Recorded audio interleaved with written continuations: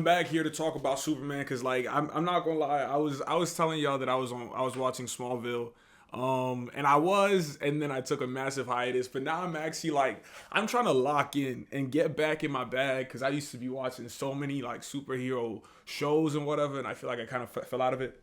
But now I'm back on it, and I'm actually gonna get through Smallville.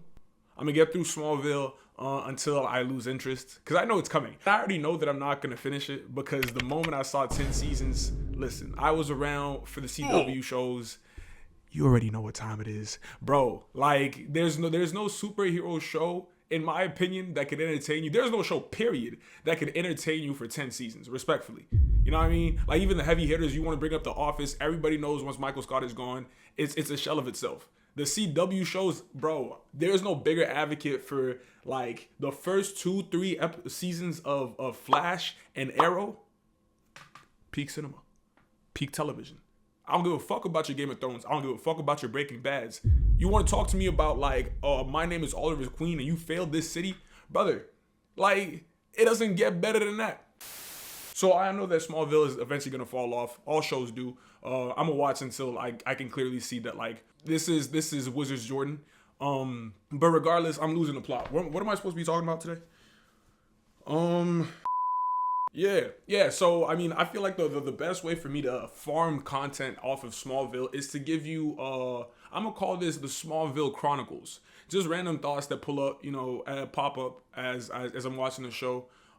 Just to make y'all, kind of see what's going on. Because, I mean, I'm not a Superman guy, and I'm trying to understand Superman by, doing my homework. Shout out James Gunn. I think that movie kind of, like, revitalized my interest in Superman. Because I do think at his base, he's a boring superhero. What? And I'm here to educate myself so that, the next time somebody tries to pull my card on the internet, you know what I mean? I'm going to be like, bitch, I watched Smallville, Clark and Lois. Who? You know what I mean? All-Star Superman. Man of Steel. I don't think I'm gonna watch Superman Returns and that shit. Like, respectfully, listen.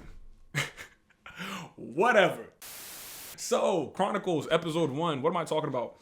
Like, listen, first off, if you haven't watched Superman, Smallville or whatever, like, at least the gist that I'm getting in the first few episodes that I've watched is that, like, the way Kryptonite is moving through Smallville, like crack in the 80s. Like, everybody is on Kryptonite in some capacity. I think it's kind of a dope the way they integrate it. Is like, oh, the meteor shower that brought Superman, also, affected Smallville by giving everybody a little piece of Kryptonite. At face value, that shit is cool.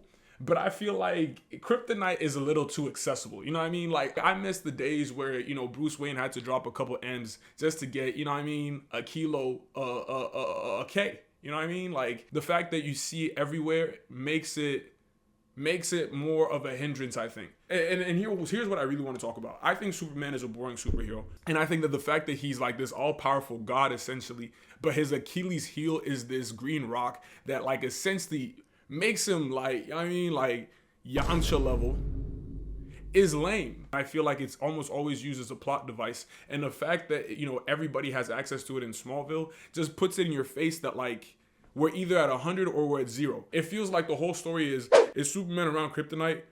No, therefore everything's going to be okay. Yes, he's useless. You know what I mean? Like, I feel like it just gets lazy. It just kind of feels like, I don't know, like, can we be a little bit more creative with the stakes?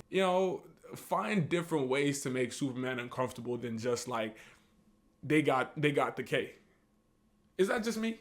I feel like that's just like that's a bad way to write a superhero. And I'm not a writer, but I feel like at its base, it's just lazy. And obviously, it's remnants of the older ages. Like, I understand Superman is the first. I don't know if he's the first superhero, but for all intents and purposes, for a guy that only isn't interested for the most part in DC and Marvel, Superman is the All-Father. You know what I mean? So we're gonna cut him some slack, but to the more experienced Superman fans out there, what is y'all's take on Kryptonite? Because I feel like, in my opinion, it's lazy writing. And I also want to know to the people who aren't into Superman, is the Kryptonite the reason why you have a hard time getting into him?